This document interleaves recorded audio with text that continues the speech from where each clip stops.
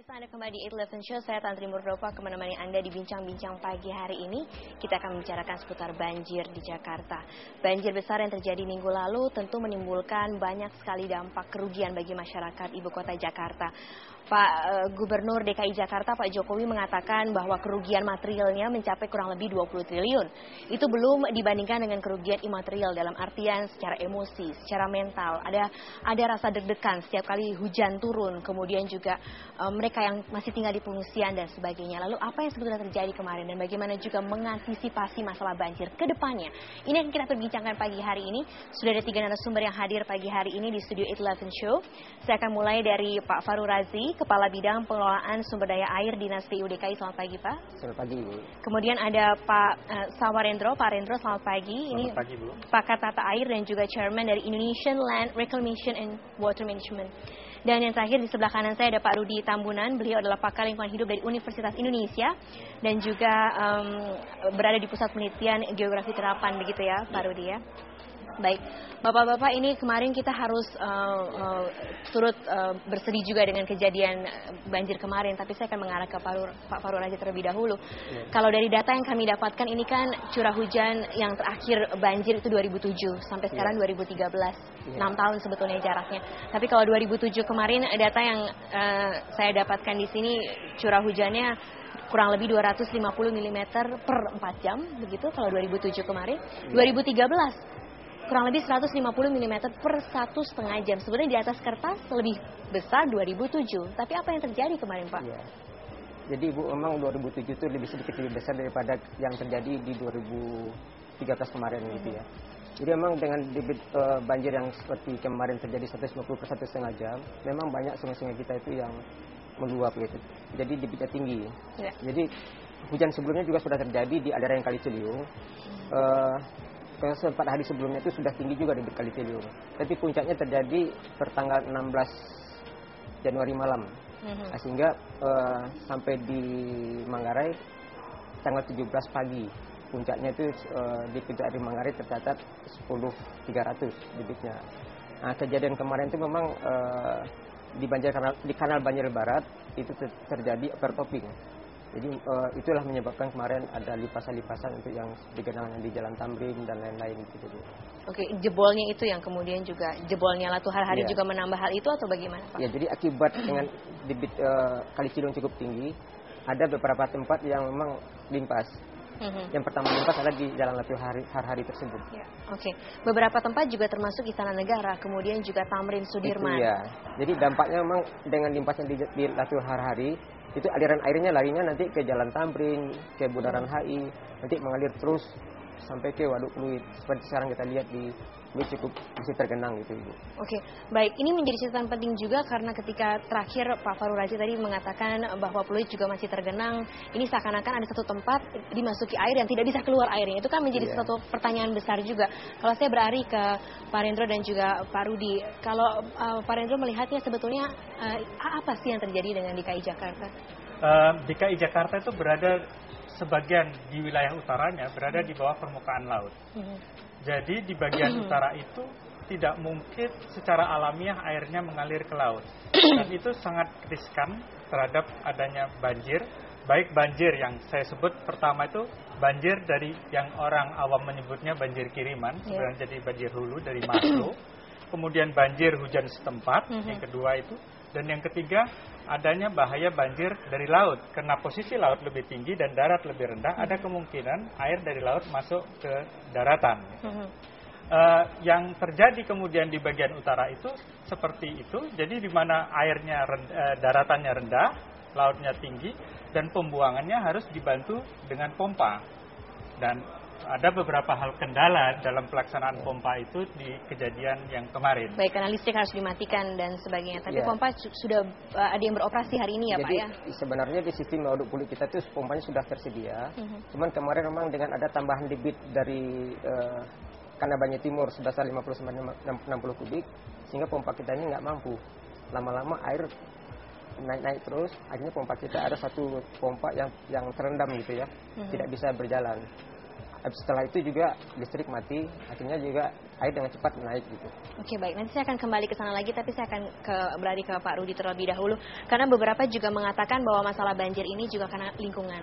Di sana juga ada sampah, ada juga taman-taman yang katanya di DKI Jakarta ini kurang jumlahnya, jauh dibandingkan yang seharusnya, dibandingkan dengan tata kota yang ideal begitu. Pak Rudi melihatnya seperti apa?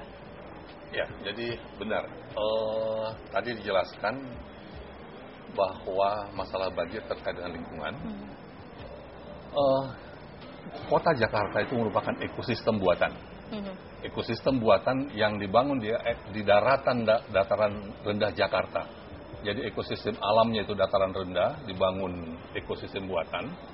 Dulu water ratio dataran rendah ini 28%. Okay. Ya, karena dia dataran rendah, dia merupakan zona endapan sungai-sungai. 28% dia merupakan wetland. Sekarang kalau tidak salah perhitungannya hanya 4%. Apa yang terjadi, Pak Rudi? Akibatnya rumah-rumah air yang di dataran rendah Jakarta itu tidak mempunyai tempat lagi. Yang satu-satunya mestinya adalah pond-pond yang dibangun ataupun waduk-waduk ataupun jaringan-jaringan yang bisa memenuhi kebutuhan pada waktu musim hujan. Nah, inilah sebenarnya, maka kalau kita baca literatur lama, Van Breen sudah mengingatkan, apabila dataran rendah Jakarta itu akan dibangun untuk perkotaan, maka satu-satunya antara lain ya, pendekatan yang dilakukan adalah membangun polder-polder. Dan menurut pendapat saya, sebenarnya konsep ini sudah diakomodir di dalam rencana pengembangan kota Jakarta. Itu belum dibangun, tapi saluran kita, sungai kita, itu menjadi tempat penumpukan sampah. Ya, selain dia mengalami penyempitan, ya juga merupakan tempat pembuangan sampah, dan sampah itu semua masuk ke muara 13 sungai. Dan menurut beberapa penelitian, endapan sampah di Teluk Jakarta itu sudah hampir 4 meter. 4 meter? 4 meter tumpukan di setiap sampah sungai? Di muara-muara sungai. Di muara-muara sungai, di 13 sungai yang ada di Jakarta ini? 10 muara dari 13 sungai. Oke, ini jadi catatan penting juga, berarti nanti kita akan membicarakan mengenai hal itu juga. Tapi saya mau ke Pak Rendro. Pak Rendro, ini kan katanya prediksinya bulan Februari adalah puncaknya justru sebetulnya begitu. Sebetulnya ancaman banjir untuk Jakarta ini seberapa berat sih, Pak Rendro? Cukup berat, cukup menantang untuk menyelesaikannya. Karena tadi saya sebutkan di bawah permukaan laut. Dan kemudian laut itu juga semakin lama semakin tinggi dan daratan kita juga turun gitu. Ada sekitar dan penurunan sekitar di utara sekitar 5-10 cm per tahun. Kenapa itu, Pak?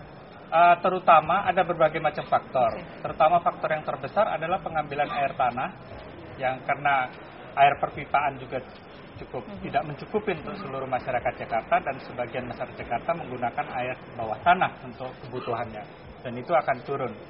Di situ ancaman itu akan semakin berat untuk masa yang akan datang, dan kita harus meresponsnya dengan cukup baik. Oke, baik Pak. Sampai situ dulu ya. Saya tidak mau membuat pemirsa deg-degan juga mengenai hal ini, tapi kita akan mencari tahu juga apa yang sudah dilakukan oleh PU DKI Jakarta juga untuk mengantisipasi banjir yang hari ini dan juga ke depan. Kami akan segera kembali sesaat lagi. Pemirsa, Anda kembali di 11 Show. Kita masih membicarakan seputar banjir di Jakarta. Pak Farul Razi, saya akan langsung menuju kepada Bapak. Ini kalau banyak sekali wacana untuk DKI Jakarta, dalam artian Pak Jokowi mengatakan akan membuat deep tunnel, kemudian akan membuat sobetan juga dan sebagainya. Tapi sampai hari ini, beberapa tempat masih kebanjiran. Apa yang akan dilakukan, Pak? Ya. Jadi sejak banjiran terjadi kemarin, kita sudah berupaya yang pertama gitu ya, mengamankan limpasan tanggul yang dilakukan hari-hari. Itu sudah kita laksanakan. Sebenarnya kan karena banjir timur ini kan kewenangan daripada pemerintah pusat, dari Kementerian PU. Tapi sejak kemarin limpas dan itu ada yang jebol, kami dari Pemda DKI bersama dengan kementerian sudah berupaya untuk segera menutup yang terjadi dilakukan hari-hari, dan sekarang sudah selesai. Kita berikutnya dengan limpasnya di sini, impasnya kan ke waduk fluid. Ya. Nah sekarang waduk fluid pompa kita kan cuma sekitar 28 kubik yang bisa beroperasi. Pada debit yang datang tadi kan 50-60 kubik, sehingga dia kebanjiran kelelep sekarang Bu ya. Nah itu upaya kita sekarang adalah bagaimana dengan cepat kita ingin mengeringkan itu. Gitu. Ya. Jadi pompa kita sudah beroperasi, di sana ada 7 unit pompa, 5 unit sudah beroperasi. Kita tambah lagi yang pompa mobil, ada sekitar 11 pompa mobil di waduk fluid. Harapan kita segera ingin kita mengeringkan waduk fluid ini. Gitu. Nah, itu jangka pendeknya. Jangka panjangnya ini ada kewenangan pusat sama kewenangan daerah. Kewenangan pusat adalah menangani yang kali-kali makro seperti Kanil Banjar Timur. Sekarang kita juga ada kan di wilayah barat juga ada kebanjiran seperti Albera Semanan, Kapuk Muara gitu ya. Nanti pemerintah pusat juga sekarang ada pelaksanaan namanya PAS. Apa itu, normalisasi kali Pesanggerahan, Angke dan Sunter. Ini harapannya tahun 2014 selesai. Jadi kadang-kadang terjadi seperti di Jakarta Barat dan Jalan Mogot kemarin banjir juga kan Bu. Nah, itu mungkin bisa kita inikan. Yang lebih segera lagi adalah kita kan ada program dari bantuan Bank Dunia namanya Proyek JEDI, Jakarta Emergency Dredging Initiative. Jadi itu adalah proyek pengurukan sungai-sungai. Harapan kami sekarang sedang ditenderkan. Mei nanti sudah bisa mulai itu melaksanakan pengurukan Kali Cengkareng Dren. Jadi Kali Cengkareng Dren ini yang mengakibatkan banjirnya di Jalan Mogot, di daerah Semanan, Rawabuaya gitu ya. Nah, harapan kita dengan dikeruknya Cengkareng Dren ini itu bisa menurunkan muka air yang terjadi di Kali Mokerpat sehingga Jalan Mogot mudah-mudahan bisa aman gitu. Itu ini program jangka menengah gitu ya. Saya mau beralih ke para pakar. Terus tadi yang tadi yang Ibu bilang tadi yang ada sodetan dari Ciliwung ke Kanal Banjar Timur, itu kemarin juga sudah kita mohonkan ke Kementerian PU, itu juga program dari Pak Menteri. Bagaimana kita di puncak Kali Ciliwung ini bisa kita limpaskan ke Kanal Timur.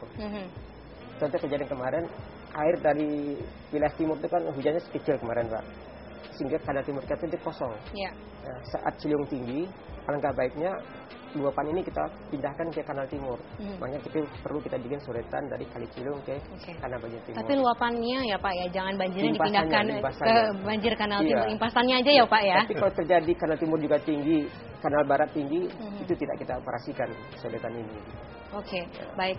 Saya mau beralih ke dua para pakar ini. Kalau tadi Pak Fahrul sudah menjelaskan itu yang akan dilakukan oleh pemerintah, terutama juga untuk saudara-saudara kita di Pluit saat ini sudah ada usaha-usaha yang dilakukan. Itu berapa lama ya Pak akan nanti berlangsung? Iya, harapan kita kan kalau ini kan cukup luas ya bidangnya Bu ya. Jadi dengan pompa yang kita maksimalkan, pompa mobil kita semua kita kerahkan ke sana sekarang. Ya harapannya kita dengan segera ingin mengeringkan. Cuman kami khawatir ya. Nah, kalau kita keringkan tapi hujan datang lagi, ini agak berat memang. Baik. Ini saya mau ke Pak Rendro terlebih dahulu. Tadi Pak Fahrul sudah menjelaskan langkah-langkah yang akan dilakukan pemerintah. Anda melihat ini sudah konsep yang tepat atau ada konsep-konsep lain yang sebetulnya harus dicetuskan untuk DKI Jakarta? Saya kira arahnya sudah tepat. Saya ada di layout gambarnya kalau bisa ditunjukkan bahwa konsep mengenai banjir ini karena kita ada 3 ancaman tadi yang saya sebutkan dari hulu, tengah, di atas hujan yang jatuh di Jakarta sendiri dan dari laut. Maka kita seperti yang kita lihat di gambar ini, maka pertama yang harus kita lakukan adalah dari yang selatan itu di daerah upstream, di daerah hulu. Jadi sedapat mungkin air itu kita tahan di daerah hulunya. Dan kita dengan vegetasi dan kemudian dengan waduk dan situ-situ yang ada di selatan. Dan kemudian ketika air itu masuk ke arah utara, maka bisa kembali ke gambar yang sebelumnya tadi. Iya, mungkin bisa tolong dikembalikan ke gambar yang sebelumnya karena Pak Rendro sudah menjelaskan gambar yang sebelumnya. Ya, ini jika air masih tetap ada ke arah utara, maka itu akan dialirkan ke banjir Kanal Barat dan banjir Kanal Timur, kemudian arah Cengkareng Drain yang di sebelah kiri.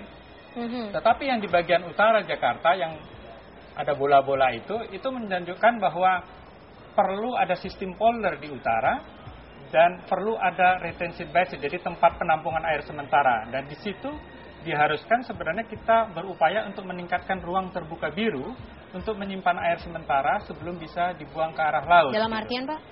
Bahwa karena air curah hujan itu dalam jam-jam pertama itu cukup besar dan kemampuan pompa kita tidak sebesar itu untuk mengeluarkan air ke laut, maka harus kita simpan lebih dahulu.